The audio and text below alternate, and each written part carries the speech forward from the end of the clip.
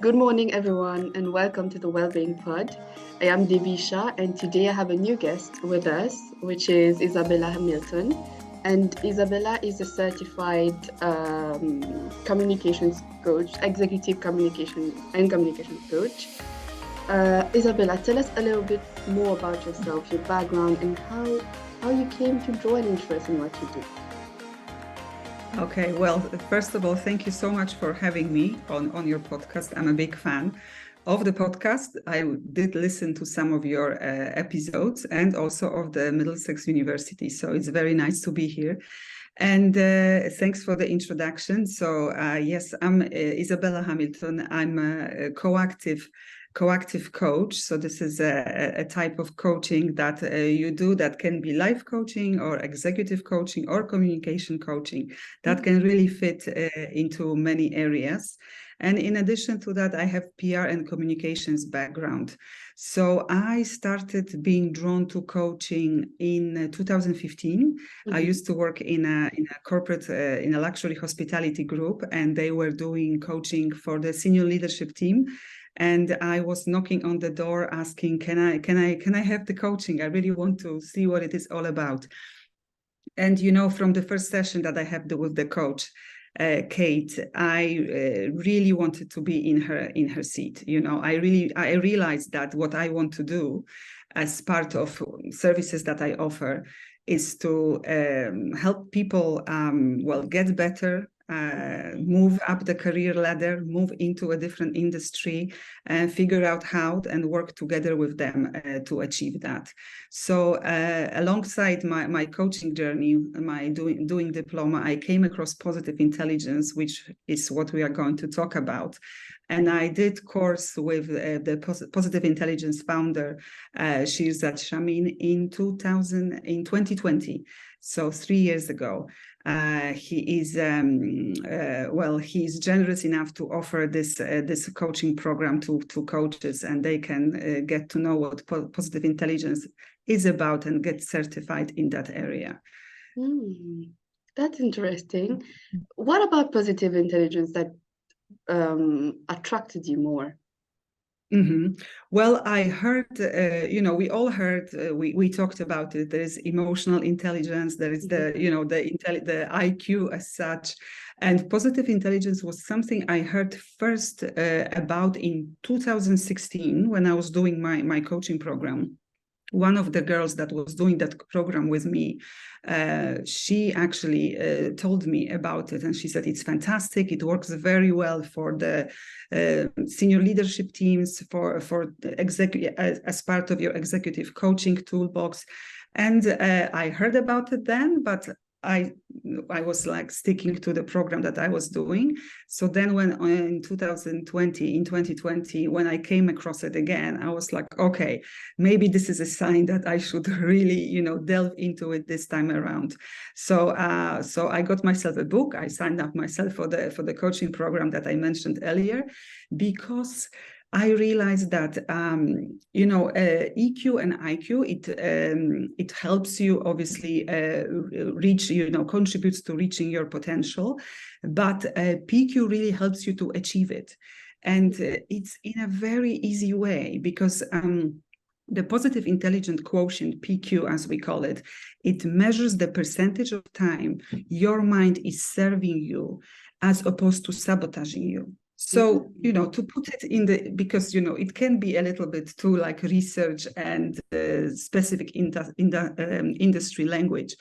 So you can ask yourself, like every day in whatever challenge you are coming across, does your mind serve you as a friend at the moment or as an enemy? So is it on your side or is it against it? And once you pause and think, what is it, actually doing? You can use simple tips and techniques to tweak it. So to put it in perspective for students, for example, let's say you have an exam tomorrow. So if you are trying to fall asleep, but at 3 a.m. you are still awake and you are thinking about that exam, and you are, running this tape in your head, like, oh, you're not going to make it, you didn't study enough, you didn't read these notes, etc. Then your mind is not serving you as a friend. It's trying to, like, put you in like this anxiety mode, right? But if you are having a good night's sleep and you wake up and you are like, I'm going to be rested, I'm going to do fine because I study enough, I know my stuff, then it's more your friend, and it serves you more as a friend. It acts as your friend. You have it kind of on your side. So you will feel differently and you will perform differently. So this is in a nutshell what the PQ is about. It's often refers to as mental fitness, because you may see that there is because it's so popular, there is a lot of people who refer that call themselves mental fitness coaches. It's just like physical fitness. If you want to get better, if you want to have abs, if you want to have triceps, I don't know, stronger muscles in general, you go to the gym and you exercise and you do your reps. With PQ, positive intelligence, or mental fitness, you train the muscles, so to speak, in your brain in order for them to serve you, to get better.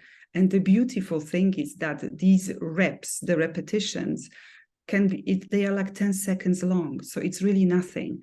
But if you do them all together for 15 minutes a day, so 10 seconds repetitions that total 15 minutes a day, you are really able to increase your PQ and perform better and thrive overall. That's research. There is data that backs it up. I'm not gonna quote statistics because I don't have memory for numbers and I don't want to give bad ones. But you have there is websites, there is research, there is a great book, as I mentioned. So it's all there. It's proven, basically. So I can talk a little bit more about the muscles themselves, because there are like 3 muscles that you have to practice. So the first one is you have to, because as I was saying, you have this when your mind is not serving you, it's sabotaging you, because we all have saboteurs. Inner critics, they have different inner, the bad voices in our head. They are called differently. For the positive intelligence in particular, we refer to them as saboteurs. And they are the ones who are sabotaging you, and it's a self-inflicting sabotaging, because you are the one who is actually doing it. And but you also have the power to stop it, right? So there is this part of the brain that is sabotaging you, and it's surviving. We have it since we were children, because they were helping us to survive. And then there is the second part of the brain that is helping you thrive. And this is the right part of the brain where the so-called sage, so this kind of your wise, your more like friendly and empathetic self is sitting and helping you get better. So in order to become better, you have to practice these 3 muscles that we have. And the first muscle is to intercept the saboteurs. So the moment you see that you have some negative thoughts and you are anxious and you are stressed, you should stop, like identify that, this is like my saboteurs saying like something to me, that I'm bad, that I'm gonna fail, that I'm not good at it, etc. Stop it. Then you should practice the self-command muscle. So you should do some quick 10-second rep in order to shift yourself from this surviving saboteur mode into the wise sage mode. And the third one is the sage muscle, which is the muscle where the empathy, the kindness, the growth is. And there are some easy ways and easy games to play in order to maximize that. So I don't know if that was in a nutshell. I hope it was easy to follow, but it's super exciting, really. Definitely. And it feels like, something that, quick steps, because 3 steps are kind of doable, to actually counteract so many different challenges we may have every day. Yes, and you know, and this is why it's popular, because it's quick. The techniques, the tips are quick, and I'm gonna share with you some of them. And this is why the C-suite, the CEOs, they love having like the techniques, the positive intelligence techniques apply. They love applying them because they are quick, and not many people, let's say, see them while they are doing them, because you can make it very discreetly. And, you know, I mentioned saboteurs, but I want to say that saboteurs, these sabotaging voices in your head, they are universal. We all have them. I mean, you have them, I have them. It's just like, you know, we have them since we were children, and we all have the one that is, well, for in the positive intelligence, it's called judge. So it's the one that is judging you, judging others, and judging the circumstances. And, you know, the moment you stop and you start observing your thoughts and yourself, you will see like, I'm actually judging myself a lot, judging others a lot, and judging the circumstances. So it's, you know, it's the one that we all have. And unfortunately, the judge has accomplices, has other saboteurs that are best buddies with him, let's call it. And they are the ones that I'm sure you heard about, or you can recognize, because it's avoider. So these are the accomplice saboteurs: avoider, controller, hyperachiever, hyper-rational, hyper-vigilant, pleaser, restless, stickler, perfectionist, and victim. So these are like the kind of the habitual mind patterns that we have, that we just exhibit. And I will strongly recommend to you to do an assessment of which saboteurs you have. So I hope that we will be able to share a link at the in the maybe episode notes, that you can find out who are your strongest saboteurs, these accomplices. And you know, if you're honest with yourself and you put the, you know, you give the answers that are really true, you will probably be like, oh yeah, that's true, because it was for me. Last time I did it was in 2021. I'll be curious to do it in now after 2 years. And I'm like, okay, these are the things that I need to work on. I can openly say it was restless. Restless was one of my top one. I like excitement. I like what's next, you know, and this is when restless is, you know, you are always looking for more excitement. So you are, you know, you achieve something, like, let's say, a little bit of a hyperachiever as well. You achieve something and you immediately look for the next thing. Like, what else is there, you know? So it's like a restless, hyperachiever, avoider as well, came up quite high up for me. So it's interesting. Very common one is pleaser. We all, you know, it didn't come up that high up for me, but I have quite a lot of people who just, you know, because they want to be better leaders, they are pleasing people, like not showing, you know, some other things, for example, but they are just agreeing to things that they shouldn't, and then they regret it, but they did because they want to be liked, for example, or they want to be popular, etc. So it's all very interesting. And I actually wasn't aware, you know, that there were different types of self-sabotaging, well, tendencies, I guess. Yes. And it will be very interesting, of course, for our students and even me. I'll take the link and the quiz to actually know which one comes higher. And like you said, it's very important to be aware of these things so that we can counteract them, apply the proper strategies, and kind of decrease their tendencies in our lives as well, and maybe learn just better habits. Yeah, exactly. I totally agree with everything you say.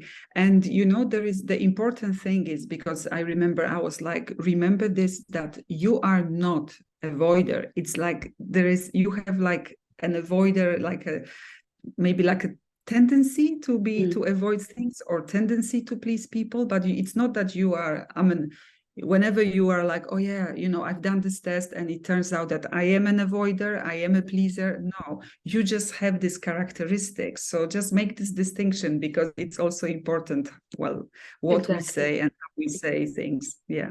Exactly. And it's something that I usually tell students as well. Whenever you're doing a test or a quiz or anything that gives you an indication of a trait or a certain level of skill that you have, it's not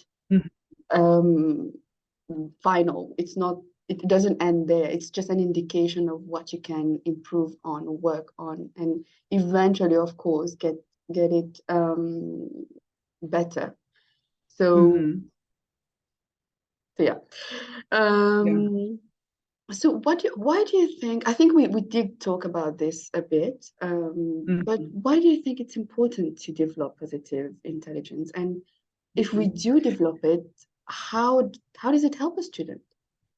Yeah, well, I think it's really important if you want to thrive, if you want to be good at whatever it is that you want to do and achieve good results. Because, as we were briefly mentioning, it helps you quiet these voices. You will have them. I mean, I still have them. It's not that, I've been practicing positive intelligence like since, as I said, 3 years ago. And I use the techniques. Whenever I have some important meeting or like a speech to give, for example, it's kind of, it became like an automatic thing for me that I will just bring one of the techniques and like, okay, remember, it works. So it really helps to overcome, to move away from these negative thoughts to the positive ones. And the important thing is that as you were saying, it's fast, because it's fast to learn it, and it's fast to apply it once you observe it. Because it's mentioned in the book that you kind of compare being in the sabotaging mode to touching a hot stove. So you touch a hot stove and you have a reaction like, ow. So do you choose? It's like you can choose to keep your hand on the stove and be like, ow, ow, ow, ow, I'm getting burnt, etc. Or you can immediately react, take the hand off and see, like, and move on. So it's the same, that you have a choice to either marinate in this saboteur mode, or you just switch to the sage, to this positive, to this thriving part of your mind, and see what can you do. It's one of the key things to remember is also like how it can help you is you will have challenges. I mean, whether it's like, you are a student now, later on you will be an employee, you are a son, you are a daughter, you will be a husband, a wife, etc., a mother, a father. So it will be you will continue to have challenges, and, you will have, conflict in your life as well with different people, there will be different situations. So that will not stop, but you can train yourself to try and see it as a gift. And that's another thing that is being taught when it comes to positive intelligence. Try to see everything as a gift and as an opportunity. Try to flick it, look at it from different perspectives, through different lens. So like for students, you fail an exam. So it's tough. Of course, you learn, you studied a lot, you put a lot of time and energy, and you failed. So you can either keep on staying in this negative, with negative emotions that, oh, I'm a loser, I don't know what you can call yourself. Or you can see it like, okay, what can I learn from it? I mean, maybe I haven't done something wrong. Maybe I didn't use the right resources, or maybe I actually didn't devote enough time for this. What can I do? So just tweak your thoughts and take some different actions. it's the same when you lose a job later on. It's hard to be made redundant or be rejected at a job, at an interview. But just try to see, look at it as, okay, that was a good lesson. I mean, it was practice. I was practicing. I know what kind of questions they are asking at job interview. I will be better prepared for the next one, etc. So it's important to see it as a gift. I know that there are some situations sometimes, when it's like, how, let's say, a certain illness or loss of someone can be a gift. But there are many examples in the book and in different talks that Shirzad has done up to date that are available on YouTube, that you can still see it, and people do see it, even a loss of someone, as a gift, and they use it as an opportunity to do better, to be a better person. That they just look for ways to turn it around. So this is why partially it's important to develop it, because it helps you look at things differently. And the good thing is that there are some, I mentioned with the sage. So we are in this thriving mode. So you touch the hot stove. Ow, I'm in the negative thoughts. I don't want to be there anymore. You use some of the reps, the quick PQ reps, which I'll tell you, one of my favorite ones, and I'll be laughing if one time people now see me maybe on the campus and they see me doing this. It's really for even 10 seconds, rub your fingertips like very strongly, so that you can even feel the ridges of your fingertips, just for 10 seconds, but just focus on this one. And that's a very simple one, 10 seconds.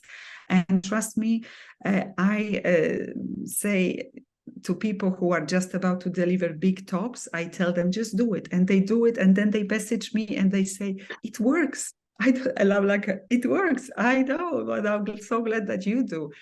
Or like you can wiggle all your toes. So this is one that is very popular with CEOs, because imagine, I mean, we all get stressed. Maybe some people don't show that they are stressed, right?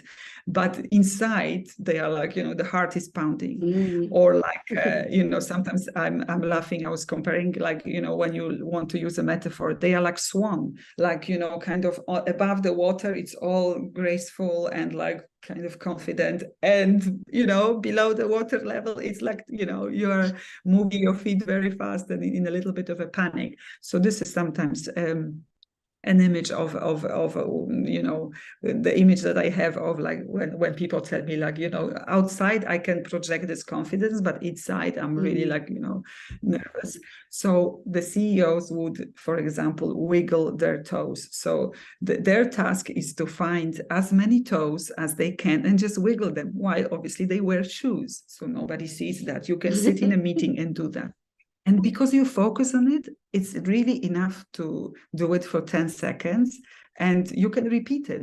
I sometimes sit in meetings and I just do that because it's for me like automatic, and nobody sees, or nobody like is wondering why is she like, rubbing her fingertips, her thumb and her index finger. But it just calms me down and it helps me to be awake, like be more focused. And contribute to whatever I'm saying or whatever I'm doing, whatever I'm participating in. So these are just like two very simple techniques. Otherwise, it's a little bit like mindfulness. Like when you hold your cup of coffee and it's hot, the mug is hot, just for 10 seconds even, just focus on this, on the temperature, how hot it is, and that helps, because you are just like kind of diverting your attention to that. Or when you drive a car, and I do that, you drive a car and you hold your steering wheel and you try to really feel the texture, the temperature even of the steering wheel, the material, like, you hold it, you don't, you have to focus on driving, so you don't touch your steering wheel around, you know what I mean? You hold it, but you feel it, you really connect with it. And these little things do help, and once you do the reps, so you stopped the saboteur, you took your hand off the hot stove, you did your PQ reps, the 10 seconds ones, And you move on to the Sage. And with Sage, there are 5 power games, this kind of thriving mode. And they are empathize. Hold on, they are empathize. One second, I will repeat that because I did have the list here, but probably no. 1 second. I want to give them to you in the right order as well. Navigate.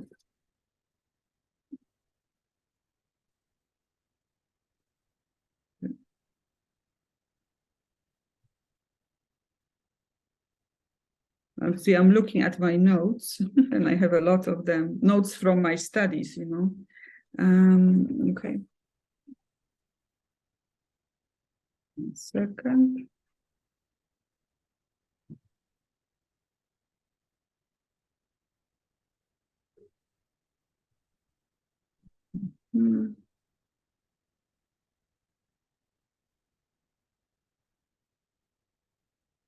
Okay, I said, so the 5 powers are empathize, explore, innovate, navigate, and activate. So these are the 5 powers that everybody has. And depending on the situation that you are in, you can choose, do I need to empathize? And this is the one that a lot of people struggles with the most, because it's like you need to empathize with yourself. Like, you know, be more empathetic towards yourself. Let's say when you fail an exam or when you get rejected when you apply for a job, you need to use empathy. You need to be more kind to yourself, you know, and often we are too harsh.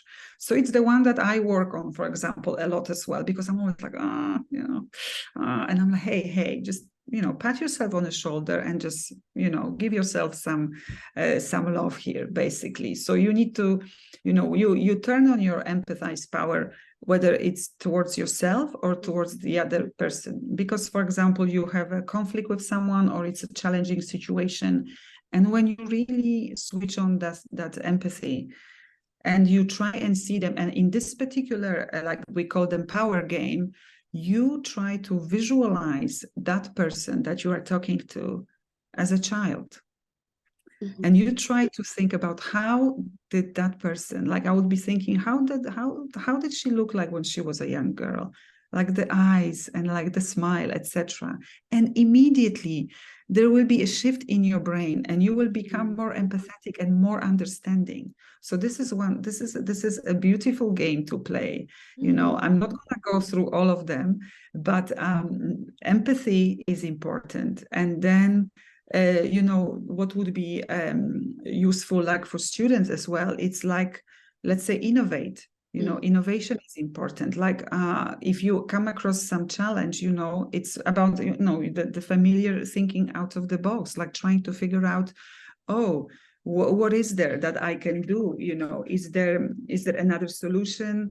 Is there another way that I can handle this situation or this challenge? And the game that you can play within the innovate, if you try to switch on the innovate, is a kind of brainstorming game when you are like, let's say, talking to someone like, listen, I have a challenge, and you play a game, yes, and. So they are saying, for example, what I liked about your idea is that you are in trying to incorporate the latest trends into it. The other person will be like, and what I like on top of that idea is that this, and that. So in this way, you will be, you know, building on that, on whatever your challenge is, getting some new ideas, new thoughts, because you are not using yes, but, you know, but in this way we'll stop it. But if you use the and, it's like, and what I like about it is this, and that. Okay, and what I like about it, and you see what may happen. So this is one of the cool games as well to play. So there is 5 of them in total, and they work really well.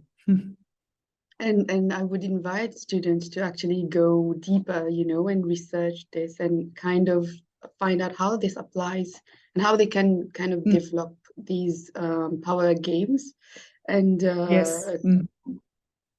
you know, make good use of it. Absolutely. And with this one, let's say with the innovate, it's fun because you can do it with other students. Like, hey, listen, I have a problem. Can I just borrow you for, I don't know, 5-10 minutes, and let's have fun. So let's, do this kind of brainstorming session when we will just try and innovate and see what we will come up with. And it definitely fosters a more positive attitude towards having new ideas as well, I guess, rather than, like you said, saying but, kind of stopping the flow of ideas. It's more Yes. geared towards growth to do that kind of game. And we were playing these games during our course with my fellow coaches as well. And it's unbelievable, like, where you were starting and where you were ending up, because you keep on trying, you invite your brain to keep on thinking and coming up with new things. And from some simple idea, I don't know, we were ending up creating some crazy campaigns or crazy thoughts, crazy ideas, but it was fun. The best thing is that it was fun. You turned it into fun. So you turned it a challenge. That's what we were saying earlier. How can you turn a challenge into an opportunity or gift, whatever you call it, but into a fun activity? It changes. It's a game changer. Those are definitely great strategies that I think students will be able to put into practice to actually apply positive intelligence, in their lives. Are there any other strategies that you think might be useful as well when it comes to, I think you've mentioned positive intelligence techniques? Yeah. The techniques, I mean, the little like tips and techniques. So the reps that I mentioned with the fingers and with the wiggling the toes and focusing on the temperature of things, on the surroundings, because you can sometimes focus, look closely at the beautiful nature that we have here in Mauritius. That's the beauty. Like sometimes I really stop myself and will stare at the cloud and I'm like, oh gosh, like if somebody passes by, they're like, oh, what is she doing? But I'm like, I'm just putting myself, so to speak, in the zone. So these are like the little tips and reps. But then the techniques is these power techniques that you can, move from the challenge, move towards how can you move to gift an opportunity, and using these 5 powers that I mentioned. I'll tell you that for me, I'll mention one more, because the 4th one is navigate. So we had empathize, explore, innovate, navigate, and activate. So activate, you take action, like a radical action. I'm going to do it. So this is like, get out there and do what you promised yourself to do. But with the navigate, it's so important. And I'm just going to speak from my experience, and you see your students, you meet them, but so often they don't know what their values are. It's as basic as that. What's important for them? So navigate is all about sitting down and figuring, first, I suppose you should sit down and ask yourself, what's important for me? What are my values? What do I really care about in life? So, for me, it will be authenticity. For example, honesty, transparency, respect. And then when you have a challenge, you use the navigate game in order to just do a little check. Wait a minute. Is what I am just about to do aligned with my values? And how can I navigate from that point onwards that I will act accordingly with my values? That everything you will do, you will feel good about yourself. You will look in the mirror and you will be like, okay, this is the way to go, because it feels so aligned with who I am and what I want to do and what my purpose is. And I don't know what I want to do in this world. Kind of, it guides you to do what you want to do and you're meant to do in a way. Yeah, so it's a little bit, it's inviting you, because explore is, let's say, more like you go out there and you explore what are the options, innovate as well. Okay, brainstorm, and then navigate is kind of pausing and going inside of it and being like, wait a minute, is what I'm gonna do aligned with who I am and what's important for me. Definitely going back to the basics to figure out what are our guiding principles and values. Oh, I love that. Guiding principles. Exactly. Yes. Good, good. Those are very, very great tips, and if we start applying this, I'm pretty sure that life's gonna look different. Look different. I would Feel different like as to well. say that better as well, because I know people who do it. I know people who use it, and why people get certified, because they also want to spread it around and serve people, serve clients, and serve clients at different level. So it's not only like for a certain group of people. It's not only like, oh, that's like for, I don't know, Generation Z, for example. No, it's people right at the top, all the way down, in the in different ranks, basically. If you want to climb up, career ranks, that will help you as well. And to just calm yourself down, and just quiet these voices. I said it before, and it's important. It will help, definitely. And do you think there are challenges to be able to achieve such a state of maybe calmness and to achieve positive intelligence in general as a student? Yeah, Maybe. there are challenges because of the the inner voice. Sorry, the saboteurs, the inner voices will show up. They won't go away. You just have to accept them, but it's how you deal with them, how you handle them. So that is a challenge, because no matter how much you try, they will come back like a boomerang. You won't get rid of them. But you now have the techniques, or you have an idea of what you can do to get rid of them. Another challenge is that it's practice. So, you want to have, great toned body, you want your muscles to be visible. You need to go to that gym and exercise. I don't know, twice a week, 3 times a week, whatever your goal is. But you have to show up and exercise, or at home, or at the gym, whatever. You need to put time, you need to put effort. And it goes the same with the PQ, with positive intelligence, because the challenge is to find time. But the beauty is that the reps are so quick. And this is why they work, because you can do them while you do something else. You sit down and you enjoy your cup of coffee, do the mug thing, boom. You brush your teeth in the morning. If you concentrate on brushing your teeth rather than you check you have your watch, you have your phone in one hand and you brush your teeth or whatever, then you are distracted. But if you focus on actually the activity of brushing your teeth, these are PQ reps. You can tick them off. And, you may think, 15 minutes is a lot. No way. These 15 minutes, if you were, for one day, if you decided to be like, I'm really wanna capture and track down, make a list of how many reps I did in a day, it will be easy, because I can tell you this morning, I sat down, I had my coffee. Then I was brushing my teeth and I was focusing. So these are already 20 seconds gone. And they will add up.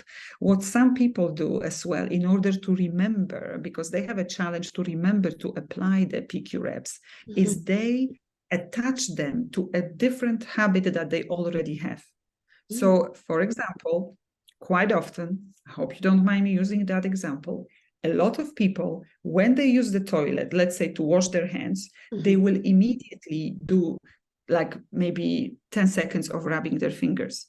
Or while they wash their hands, they will really focus on applying soap. And if you are going to, wash your hands for 20 seconds, you can tick it off as, you can put it on your little sheet that I've done it. But they often attach this as a new habit to an existent current habit, and that is very helpful. So these are the two challenges that I think the challenge to actually do it, start applying it and quiet these negative voices.